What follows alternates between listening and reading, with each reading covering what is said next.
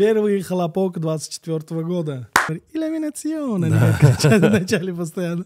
Ой, я ради Моники Белуччи смотреть буду.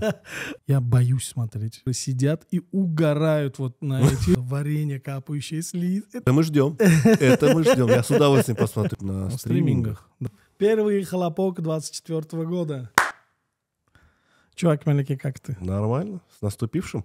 Наступившим, да. 24-й год настал. Дорогие зрители, наступивший Новый год у вас. Да, всех поздравляем. Желаем хорошего кино. Только хорошего кино, да. Да. Так, смотри. И сегодня у нас для вас такая подборка. Да. Мы решили поговорить про самые ожидаемые фильмы 24 года. Субъективный взгляд, наш с ним взгляд это, как мы решаем. Возможно, чуть сейчас спорить с ним будем. Возможно. Ну, уже вот на сегодняшний день уже куча списков сделано разными уже каналами, разными блогерами и так далее. Тоже посмотрели несколько десятков часов таких вещей, по крайней мере, я крутил туда-сюда. И, значит, и собрали оттуда свой список. Списки будут, скорее всего, совпадать у нас с тобой, где-то будем что-то дополнять и так далее. Вот. И с какого фильма ты хотел бы начать? Я хотел бы начать с одного момента такого, что особо я бы сейчас не... есть фильмы, которые точно выйдут в 2024 году, а некоторые, возможно, не выйдут. И причина тому — забастовка. Да. То есть съемки были переостановлены, получается, то есть сроки отодвинулись. Возможно, что-то не успеют выпустить. Один из таких примеров — это третья часть «Человек-паука», вот эта «Паутина вселенных», которая, это трилогия, которая выходила, анимационного фильма, которого изначально было заложено, 24-й год выпуск. Но, скорее всего, он уже выйдет в 25-м. Причина, опять-таки, как я уже сказал, это забастовка. Но в любом случае, я так думаю, что эти фильмы выйдут в 2024 году. И я бы хотел отметить еще один момент. Давай. У нас ждет только один фильм из вселенной Marvel. Из вселенной Marvel. Что очень удивительно.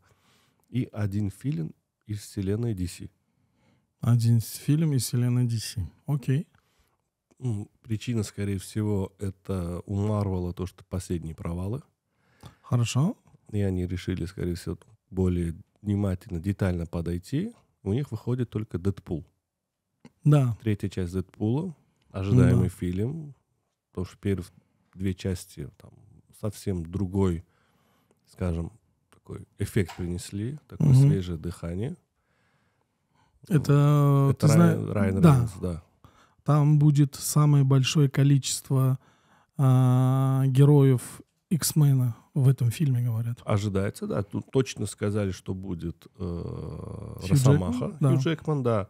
Что он уже там кадры со съемок были, как они он еще не в том виде, как он появлялся в экранизации, а в желтом, да? В желтом вот этот канонический комиксовый вид. Да. То есть он в таком виде. И опять-таки будет здесь обыгрываться вот эта мультивселенная, скорее всего. Если я не ошибаюсь, в начале 23-го года, и там где-то в новогодние праздники, помнишь, выходили какие-то небольшие ролики, где Рейнольдс сидел в комнате, и там сзади него проходил Хью Джекман. Ну, они регулярно, они друг на другом стебутся. Да. Это регулярно появляется такое. Вот и я тогда почему-то мне показалось, что вот это типа, это некий триггер, что скоро будет. Ты захотел, и это случилось. Это было новогоднее чудо, поверь мне. Вот, что мне Дед Мороз привез. Да. Вот. Окей, а по поводу DC, что за фильм? DC это, опять-таки, затишье, потому что идет такой перезапуск под контролем Джеймса Ганна. Да. То есть он как бы по-новому выстраивает вселенную сейчас DC. Киновселенную DC. Он будет по-новому, то есть будет перезапуск Супермена, скорее всего, Бэтмена будет новый перезапуск, опять новые актеры в старых персонажах. А выходит только Джокер 2, который не имеет отношения к вселенной Джеймса Ганна. Да. Такой, скажем, независимый проект во вселенной DC. Хоакин Феникс возвращается к роли, которая принесла ему Оскар. И Леди Гага будет играть Харли Квинн. Или как? Харлин Квинзель. Да, вот. Она настаивала, чтобы имя вот прям было вот такое. Вот. И, ну, типа говорят, история начнется там же, где остановится. Типа они же там психиатрической больнице, что-то такое. Вот. И отсюда вот начинается... Последние кадры были, если я не ошибаюсь, как он как бы бежит по коридору клиники, и за ним гонятся санитары. Вот. Поэтому, нет, тоже для меня ожидаемый фильм, потому что первый Джокер мне понравился, хоть я не назову это там, каноном DC. Посмотрим, да. Зато будет много проектов от Sony. Опять, мы сейчас говорим только про такое супергеройское там, комиксное кино. Будет много проектов от Sony, который владеет Человеком-пауком, но без Человека-паука это будет. Это будет фильм, посвященный его либо противникам, либо его напарникам. Да. У нас будет, во-первых, это Веном 3. Да. Том Харди возвращается опять. То есть первые 2 части были, по сути, такие тоже прикольные. Они были такие, скажем, с интересным юмором, черным юмором, с интересными персонажами, подходом. Отношения Венома и симбиоза его, симбиота и самого героя Эдди Брок, кажется, его звали, да? Тут было, посмотрим, что будет в 3-й части. Смогут ли они удержать эту планку? Да, потом этот будет... Давай сразу там то, что мы помним. Это Крейвен Охотник. Да. Это тоже из вселенной Человека-паука, тоже Sony проект. Будет Мадам Паутина. Это тоже из вселенной Человека-паука. Да, там будут несколько женщин. Там будет несколько, вот этих персонажей тоже из комиксов. Поэтому не знаю, насколько это будет успешно, потому что один из последних проектов связан вот именно с персонажем из вселенной Человека-паука. Это был Морбиус, который очень сильно провалился. Джаредом Лето. Ну вот Мадам Паутина, это будет некий, как сказать, переход будет к Морбиусу. Говорят, что вот этот фильм создаст связь следующего Морбиуса, вот следующего фильма. Ну, по крайней мере, так болтают. Особо, как бы, я не знаю, сильных надежд не возлагаю. После подкаста с Максудом начал теперь смотреть вот эти вот всякие штучки, которые где там публикуют, что-то обсуждают, вот эти всякие фанэти. И вот, в общем, там болтает такое, что вот это будет некий переход к... Ну, то есть вот это создаст связь в вот этих вселенных, что вот этот фильм будет потом связан с Морбиусом.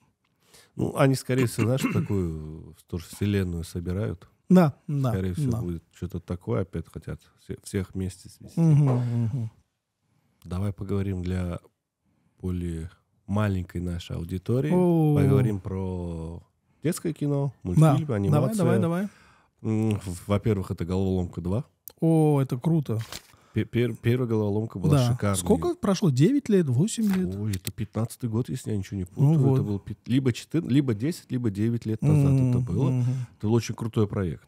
Да. Я помню, на него ходил в кино с детьми, и это было классно, мне очень понравилось. А кто там главный голос вот этой женщины, актрисы? «Радость», которая? Да. За «Радость» говорит в английской версии Эми Полер. Вот, ты знаешь, да, с ней скандал? Нет. Короче, когда сняли первую часть, Эми Полер получила $5 миллионов за эту роль, а все остальные актеры получили по $100 тысяч.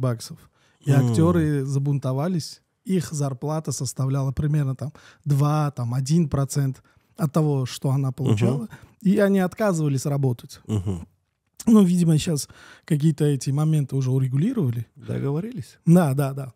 Там, я, наверное, не вспомню, потому что перечисляли актеры, там тоже неплохие актеры, другие эти эмоции. Это же эмоции, 4 эмоции девочки, правильно? 5 эмоций. 5 эмоций. 5 эмоций было. Окей, вот эмоции девочки. Да, подожди, сейчас ты мне теперь загадку дал. Давай. Это была радость, печаль, гнев, страх и отвращение. 5. Вот. Теперь она выросла, и у нее больше эмоций. Да, добавились. Поэтому девочка взрослеет, и новые эмоции. Посмотрим. Я очень жду. Мне очень будет интересно посмотреть. У тебя где-то даже в рекомендациях, да, нам был этот фильм, по-моему, мультик этот был где-то? Возможно. Ты где-то, по-моему, рекомендовал, по-моему. Также «Кунг-фу Панда 4». Возвращение По. И «Гадкий А4». Да, кстати, «Гадкий А4» тоже. Да, много очень таких приквелов, сиквелов. Это 6-й фильм в этой вселенной. Ну, то есть, если говорить... Да, это 6-й. будет... «Миньоны» 2 части, да, вышло только? 2 части там, 3 части этот, да, вот и получается 6-й фильм. Да, ну такая тоже крутая вселенная, которая уже почти моментально обрела любовь, популярность. И действительно очень популярный проект. «Миньоны» тоже вошли в поп-культуру. Не говори «Иллюминационно», они кричат в начале постоянно. Да, но сама студия Illumination тоже очень интересные работы. Кроме «Гадкого я», у них есть интересные работы. Это, если помнишь, «Тайная жизнь домашних животных». Это тоже Illumination. Там еще у них Гринч снимал Illumination Studio. То есть хорошие работы, интересные. Ну, скажем так, много, как я сказал, сиквелов, приквелов. Да. Оригинальных проектов мало, но есть один проект, который меня очень заинтересовал. Его снимает Джон Красинский. Это чувак, который снял «Тихое место». «Тихое место» и главную роль сыграл в первой части. Да, в первой части снял 2 части, и он, кстати, еще и актер. Он снимался в сериале «Офис». Да. Джон Красинский, он снимает фильм, то есть снял под названием «Воображаемые друзья», который ориентирован на детскую аудиторию. Там играет Райан Рейнольдс, одной из главных ролей. И это фильм о девочке, которая видит там воображаемых друзей всех остальных людей. О, прикольно. Вот эта тематика с этим связана. Это в 24-м... будет, да? Да, она выйдет в 24-м году. Круто. Это оригинальный проект, и мне очень интересно будет ее посмотреть. Там на английском он «If» называется. Его перевели как «Воображаемые друзья». Но если... слушай, у меня, по-моему, что-то еще есть по поводу, значит, мультиков. Я вот сейчас смотрю. Кстати, выйдет мультик «Муфаса». Да, выходит «Муфаса». Да. Опять-таки приквел «Короля Льва» про отношения Муфасы и Шрама. Да. Но это будет не мультик, это будет как фильм «Король Лев». Понял. Как это называют такие? Да. С этим захватом лица? Да, захватом лица, более такая, знаешь, полуреальная, такая компьютерная работа будет. То есть это будет такой проект, да. Но выходит, да. Будем смотреть про Муфасу тоже.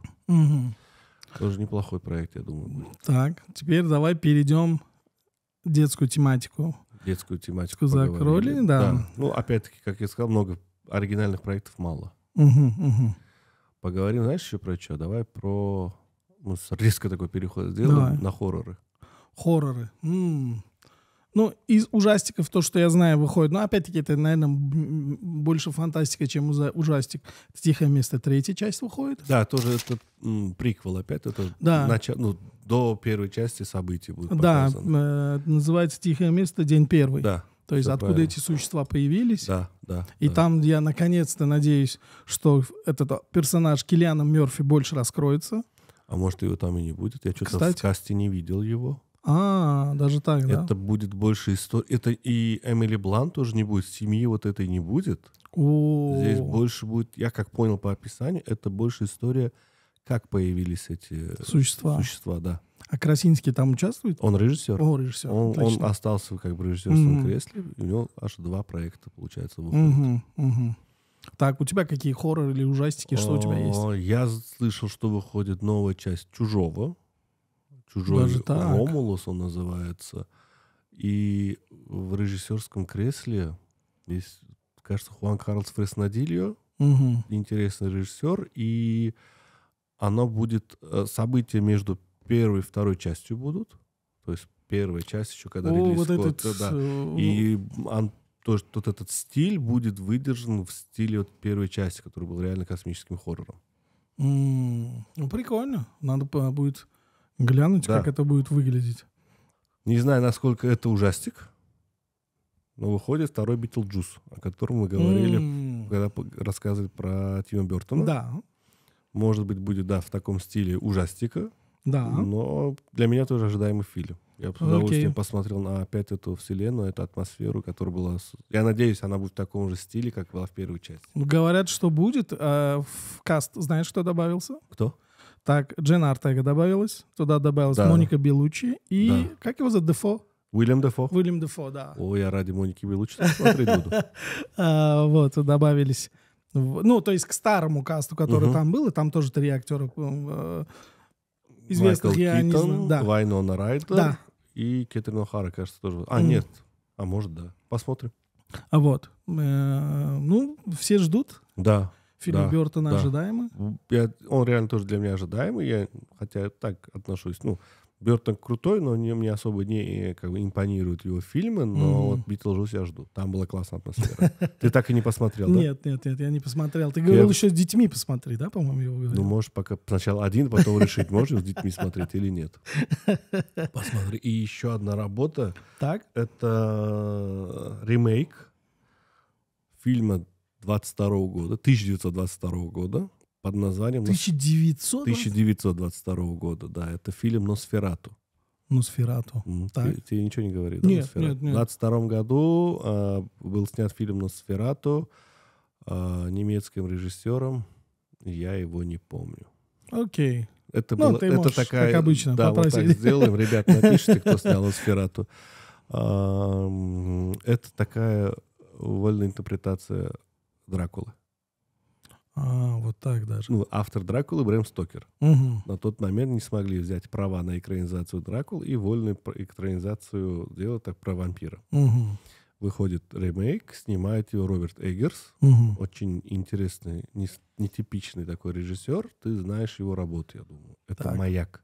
Ой, да. Это как два чувака в «Маяке» с ума сходили. Да, как раз вот Уильям Дефо и Роберт Паттинсон играли.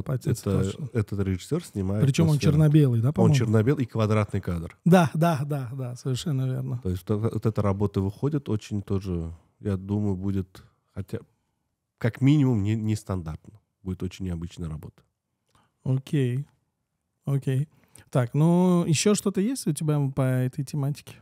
Я думаю, хватит. Хватит, там много, в хоррорах очень много выходит, знаешь, таких небольших проектов, которые выстреливают.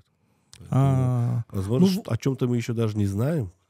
Кстати, да, но вот это вот куча всяких фильмов, «Астралы», «Проклятие», там уже их так много. Я честно скажу тебе, признаться, я тебе расскажу кое-что, что я боюсь смотреть хорроры. Ты сейчас всем рассказал, ты знаешь? Короче, я не знаю. Я не скажу, что я дома боюсь. Но мне неприятно вот эти ощущения. Неприятные, да? Ты не получаешь какого-то кайфа от этого. Нет. У меня такое же, я смотрю, но я вот как некоторые, вот хочу ужастик, вот кайф. Нет. Но у меня есть знакомые, которые сидят и угорают вот на эти... У меня был, короче, просто такой сейчас офф-топ. Как-то мы обсуждали по поводу хорроров, фильма туда-сюда.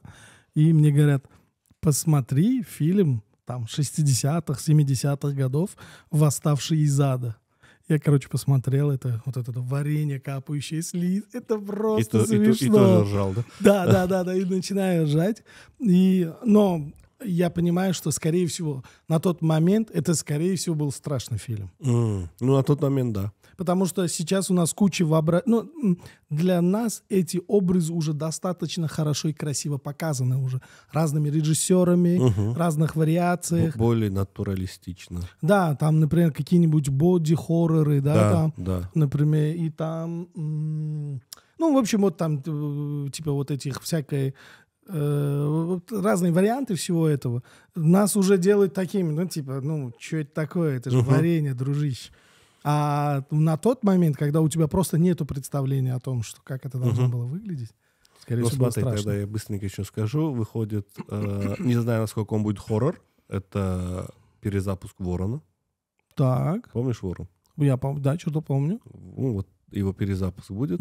То есть опять про музыканта, который возвращается с того света, чтобы отомстить. Это культовый фильм, где Брэндон Ли практично скончался. Да. Выходит перезапуск, и еще один фильм. Это выходит вторая часть «Винни-Пух. Кровь и мед». Как этот фильм вообще выжил, я не знаю. Он еще и популярный оказался, ты видишь? Да. Я должен был его сказать. Я, конечно, еще первый не посмотрел, но я думаю, кто-то... Там одно название уже убивает тебя. «Кровь и мед». Мне кажется, что пацаны просто поприкалывались, сняли этот фильм, и вот по приколу он зашел просто. Да. Типа, давай сделаем так, что Винни-Пух обиделся и решил мстить. Злой Винни-Пух. Да. Поэтому дальше давай поговорим про такие боевики, скажем. Давай. Боевики — это что? Выходит самый фильм с самым, знаешь, популярным цитатником Джейсоном Стэтхэмом. «Пчеловод». Да, «Пчеловод» выходит. Выходит «Пчеловод». Будем ждать тоже его, посмотрим. Типичный такой, знаешь, боевик с Стэтхэмом. Ну, такой, знаешь, когда просто чуть так отдохнуть хочешь, посмотреть такое. Да, что-то такой боевик, что как он я не знаю, валит кстати, кого-нибудь. знаешь, что, не знаю, насколько это боевик будет но мой любимый Дэвид Лич снимает фильм. Да. Фильм называется «Каскадеры». «Каскадеры» и Райан Гослинг и Эмили Блант, да. Да, в главной роли. А с этим фильмом есть еще такой прикол, что правительство Австралии выделило на этот фильм деньги, потому что этот фильм там снимался, и там куча австралийских, никому не нужно теперь актеров, все включили в каст, и там куча австралийских, говорят, актеров будет. Не знаю, опять, не знаю, насколько это все вот правдиво, но вот в этих болтают, значит, об этом фильме, потому что Дэвид Лич говорит, для меня он за последние несколько Я видел лет... трейлер. Да, Он прям бомбовый. Мне нравится. Это стиль Дэвида Лича. Да. И он прям бомбовый. Вот как вот у него что было? Смотри, это «Никто», это «Жестокая ночь», это вот этот вот в этом он тоже участвовал в постановках, по-моему, где Брэд Питт снимался в этой «Быстрый поезд». «Быстрее пули». «Быстрее пули», по-моему. Там вот он... такая же. Но уже «Матрица» мы ничего такое не говорим. То есть, такая стилистика будет. О, круто, то есть, круто, там кайф. вот этот беспредел, да. экшен, большие взрывы и так далее. Большие взрывы. Вспомнил. Это «Фуриоса». Это продолжение, это приквел «Безумного Макса». Джордж Миллер возвращается в кресло режиссера. Мы обязательно сделаем выпуск про Джорджа Миллера. Я хочу про него сделать, потому что он крутейший чувак, который в разных жанрах снимал и снимал очень удачно. Короче, я хочу про него сделать. Мы должны про него сделать. Он крутой. И это «Фуриоса», Анна Тейлор-Джой в главной роли, и я его тоже жду. Из-за Джорджа Миллера. Это будет, я ожидаю такой же уровень, как и на «Безумном Максе», плюс очень таком брутальном стиле появляется Крис Хемсворт. Я тебя понял. Я единственный, знаешь, там у меня вопрос к этому фильму только в касте Анны. Почему? Я не знаю, мне кажется, что вот это не она, но это не ее роль. Как бы можно было бы и так же... Шарлиз Терон? Она там нужна, там молодая девушка. О ее молодости, да. Поэтому... Как она, наверное, руку потеряла, да, там все дела. Да, и волос. Да, и еще, кстати, про Дэвида Лича из той же тематики, я не знаю, это он снимает или нет, но это «Балерина». Нет, не знаю. Ты не слышишь про этот фильм? Нет. В главной роли Аня де Армас. Так. И это из вселенной Джона Уика. О, круто. Расширение вселенной Джона Уика и фильм «Балерина» про тоже наемную убийцу, которую играет Аня де Армас. Опасно посмотреть. В 24-м году. В 24-м году выходит тоже, да. То есть такое вселенную Джона Уика тоже начали расширять. Вышел сериал «Континенталь». Да. И выходит фильм «Балерина». Тоже, опять-таки такой вот, как Джон Уика, как мы смотрим. Джон Уик — это просто... Мы выключаем мозг, и мы смотрим вот на вот эту хореографию, то, что творится на экране. Как они там друг друга мочат, какими способами, какими подручными средствами. Как мы «Великий уравнитель» смотрели. Да. И это будет из той же серии, я думаю. «Балерина». Я сохраню себе этот фильм, надо будет его посмотреть. И я все жду, когда же ты скажешь об этом фильме. Об этом фильме? Да. О каком фильме? О Гае Ричи, что ты не скажешь? О, Гай Ричи, кстати, снимает фильм, да. Я слышал. Фильм называется «Лига неджентльменских...» Министерство неджентльменских дел. Министерство неджентльменских дел. И на этом у меня вся информация заканчивается. Ты знаешь, что там Супермен снимается? Да, Генри Кавилл. Да. Это какое-то секретное, типа... Первая мировая война, да? Секретная служба по борьбе с нацистами. Что-то такое там, как это прародители всех этих спецслужб. Дальнейшее, что-то про фильм про это, тоже выдуманная история. Но это Гай Ричи. Нет, вот смотрите, теперь, когда мы говорим «это Гай Ричи», мы говорим теперь о двух Гай Ричи. Ну, я, скорее всего, думаю, это будет тот Гай Ричи, которого мы любим. Я думаю, будет как агент Анкл. Понял. Кстати, да, возможно. Агент Анкл был прикольный. Не будем далеко отходить от Гая Ричи. Да, у него один выходит, но выходит фильм у Мэтью Вона.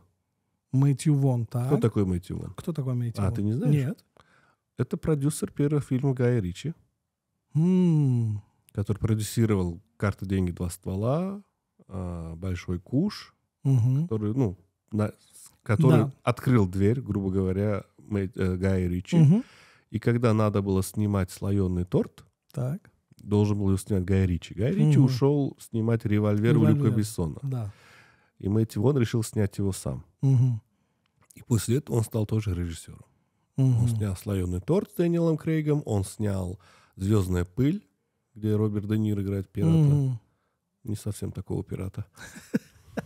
А этот фильм как называется? Что за фильм? «Аргайл», что ли? Или «Операция Аргайл». Как-то так называется. «Аргайл», тоже Генри Кавилл снимается, Брайс Даллас Ховард, тоже интересный состав. И тоже там такой бодрый боевичок будет.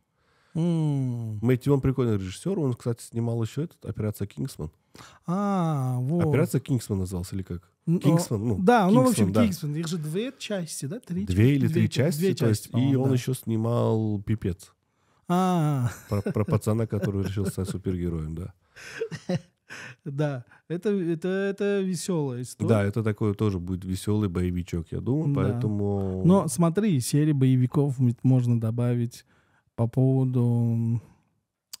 Джеки Чан же выходит. Так. 4 часть. «Доспехи Бога», что ли? Не, «Доспехи Бога» 4 уже было. Нет, я 3 знаю «Доспехи Бога». Или 3 было. «Карате-пацан». Нет. «Карате-пацан» выходит, 2 часть. Джеки Чану. Все, это вот ты мне напомнил. «Карате-пацан» выходит. Но еще будет фильм, где он не один. И вот, может быть, вот такая картинка тебе что-нибудь напомнит. Да, «Час пик». «Час пик» выходит 4 часть. Оказывается, в 2019 году были сняты. В 2022 году хотели его выпустить, но там что-то пошло не так. И, значит, выходит теперь... Это мы ждем. Я с удовольствием посмотрю. Если они, это реюнион опять, если они вместе. Да, Крис Такер и Джеки Чан, я с удовольствием эту химию посмотрю. Да. Там реально была химия, вспомни. Да, это очень круто. Это очень классно. Это классные, просто невероятные шутки. Это все очень... Спасибо, Рахмат. Кайф, я сейчас кайф. Мне прям вот эта ностальгия пришла. Можно домой прийти пересмотреть какие-нибудь фильмы. Еще, знаешь, я бы хотел отметить один фильм. Я не знаю, насколько он боевик, не боевик, но это работа По Джун Хо. «Паразиты»? Да. Это новая работа «Паразитов», где главную роль играет Роберт Паттинсон. Это такой космический, связан с космосом, фантастика. Да. Но, опять-таки, я думаю, с таким каким-то философским подтекстом. Да. Как называется фильм? «Микки 17». Да, это, значит, есть такой фильм, он называется «Микки 7». Да. Вот он на базе этого фильма снят, про робота. Он ремейк, да, такой снимает? Как адаптация, скорее всего. И фильм, значит... книга рассказывает о роботе, который должен... летит на колонизацию. Вот. И робот несколько раз перезапускается. То есть первый робот идет, он ломается, второй робот, третий робот. И где-то в 6-й раз он понимает, что с ним что-то не так. Потому что он не помнит предыдущих. И корабль теряет связь, и он, когда возвращается, видит себя же только 7-го. Вот. Примерно вот такой вот вход. То есть рассказ про этот фильм. То есть. Я понял, здесь больше тут не робот, а клон. Возможно, по адаптации, если... И его как бы то ли память стирают. Остается, то ли что-то такое. Я хочу его посмотреть. Я люблю По Джун Хо, как снимает, он классный режиссер. Он только «Паразиты» снял или еще что-то? У него много работ есть. «Послезавтра» — это же он про снег, где... Или снежные... Как этот фильм называется, который потом сериалом стал? «Сквозь снег». «Сквозь снег». «Сквозь снег» — это его работа, да. У него есть работа для Netflix «Окча». Тоже интересная работа. И у него еще было «Мемуары убийцы». Это не он? Я не знаю. Тут вот то, что я знаю, я сказал. Но он крутой режиссер. Мне что-то опять память слегка подводит, но у него есть хорошая работа, он классный. Так, еще что не сказали. Что еще можно отметить? Так, «Достать ножи 3». Под вопросом. Почему? Ну, еще дата не объявлена. Но это опять Netflix проект. Тогда давай, я вот точно знаю, что, скорее всего, он будет, и он, наверное, может и тебе понравится. Mortal Kombat 2 часть. Объявили? Объявили. Я буду ждать. Я первую часть смотрел, она по-своему прикольная. Я буду ждать. Вместе с сыном смотреть. Я вспомнил одну работу. Извини, подробности одни по поводу Mortal Kombat. Там же в этот раз фильм должен рассказать историю Джонни Кейджа. Да, он должен появиться в конце, там был... Вот кто будет Джонни Кейджем. Карл Урбан будет Джонни Кейджем? Да. Очень необычный выбор, на самом деле. Я тоже, думаю, удивился. Ну, то есть я его не видел вообще, он дерется, нет, как он двигается в целом. Только вот в «Пацанах», ну, он-то опять-таки, там же особо какой-то хореографии нет. Я видел его «Судья Дред», там тоже хореографии нет, он там стреляет в основном. Он был в «Властелине колец», там на лошади скакал. О, «Властелин колец», ты ничего не хочешь сказать? Выходит анимация, да, какая-то про Рахиримов? Ну, да, я, посмотрел несколько кадров. Там нисколько анимация, знаешь, похоже, как будто вот старое кино сняли тебе. Я читал, что будет анимация. «Властелин колец», типа «Война Рахиримов», что ли? Да. Про Рохан. Да. Вот. И я видел кадр, несколько картинок, где вот мне показалось, что это не... Это как будто вот прям старое, как будто кино сняли. 60-х, вот как будто вот такого. Так, говори теперь. Два фильма. Оба с Томом Харди. Первое — это работа под названием «Байкеры», если я не путаю. Связана с реальной историей. Да. Там вот события, где он играет главаря байкерской банды. Там еще Остин Батлер и Джоди Кармер играют. Так, интересная история должна быть, в моем понимании. Да. И выходит фильм под названием «Хейвок», «Опустошение», кажется. Там тоже главной роли Том Харди, но там кто режиссер меня больше всего привлекает? Это Гаррет Эдвардс. Так. Или Гаррет Эванс. Гаррет Эванс, чел, который снял 2 части индонезийского рейда. И который снял «Банды Лондона». О, круто. Он будет... Он снимает этот фильм, там Том Харди в главной роли. Поэтому вот там я жду хореографии. хореографии. О чем? Нету. Нету, да? Ну ладно, пусть так и остается пока. Да, там мне то ли кадр что-то попадалось, но я жду этот фильм. Я не хочу себя сейчас как-то что-то дополнительно узнавать, но я хочу этот фильм посмотреть. Так, у меня есть фильм, он называется «Безымянный фильм про Формулу-1». Не слышал? Нет. Короче... Брэд Питт. Брэд Питт играет главную роль. Это первая работа Брэд Питта и Apple TV.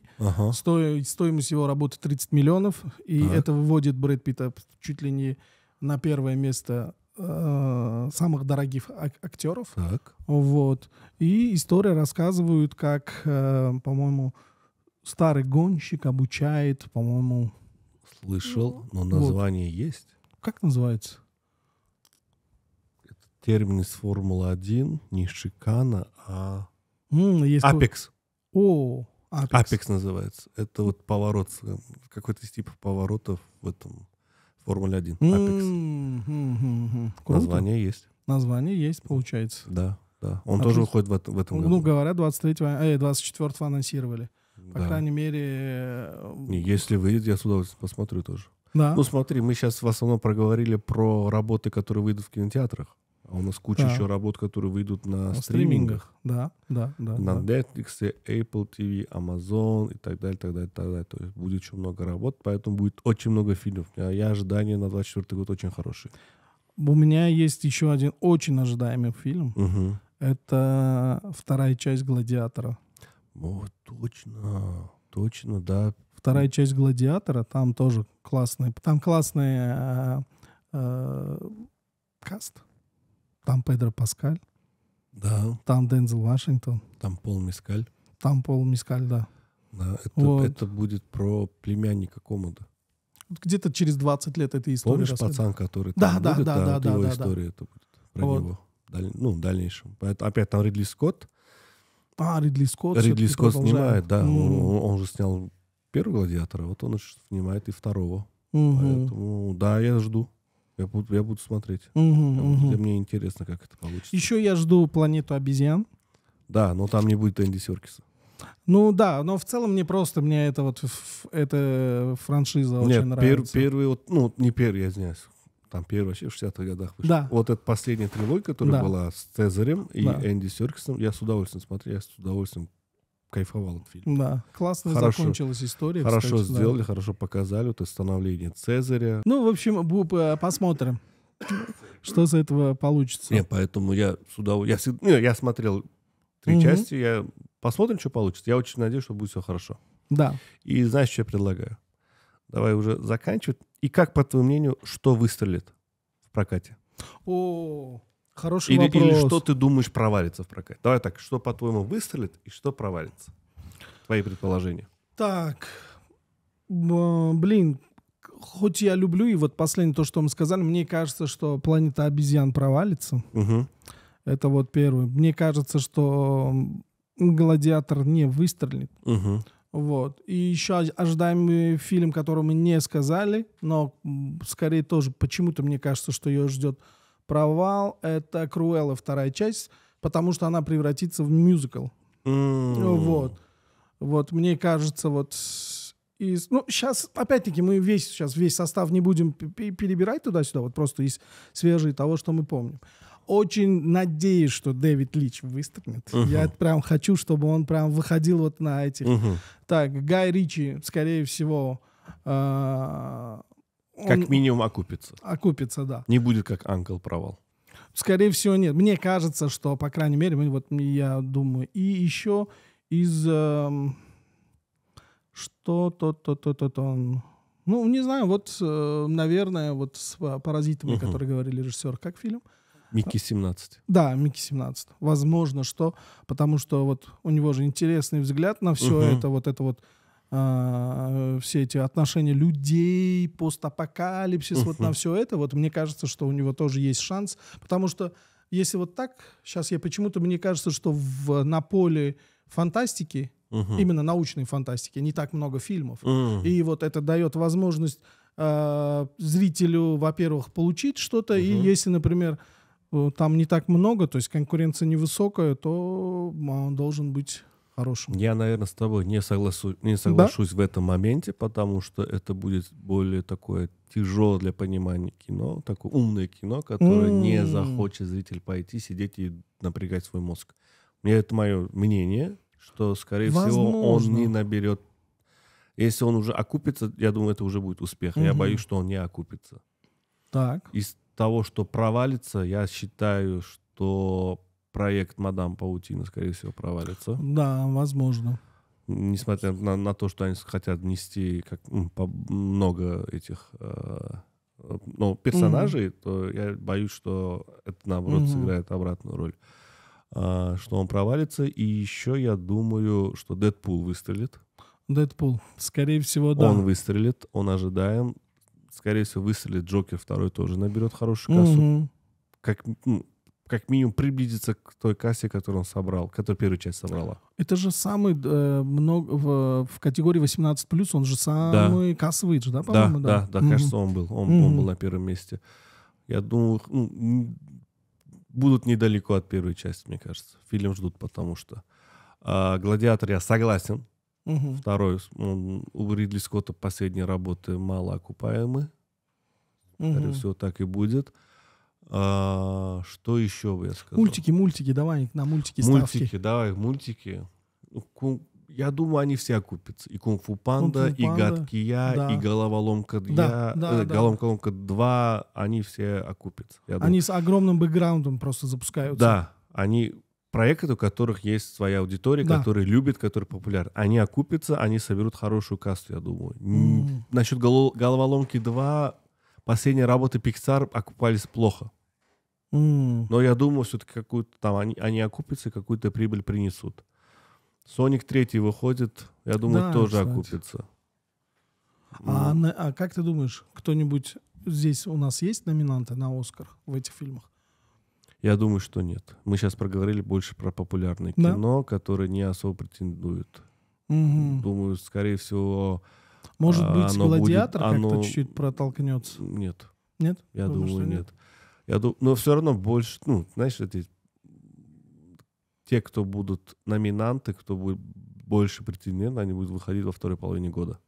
Я тебя понял. Ближе к наградному сезону, и уже там будет более-менее понятно, кто есть кто. Ну, у меня такой, я думаю, что «Дэдпул» точно выстрелит и будет одним из самых кассовых фильмов года.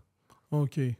Глянем, посмотрим. Да. Так, классно. Спасибо тебе сегодня за выпуск. Вот прям сегодня очень весело, информативно, прям заполнено. Короче, у вас на год есть что смотреть. Следите за премьерами, да. Мы тоже будем с своей стороны говорить о премьерах в нашем телеграм-канале. Вот именно. Подписывайтесь в Телеграм. Там, где мы есть, YouTube, Instagram. Да, везде. Там, где вы нас находите, особенно этого человека. Да, его тоже. Да, этого Акмаля Тулеганова, этого сразу подписывайтесь. Да, Сухробзиев тоже всегда этому рад. Все. Всем спасибо. Спасибо.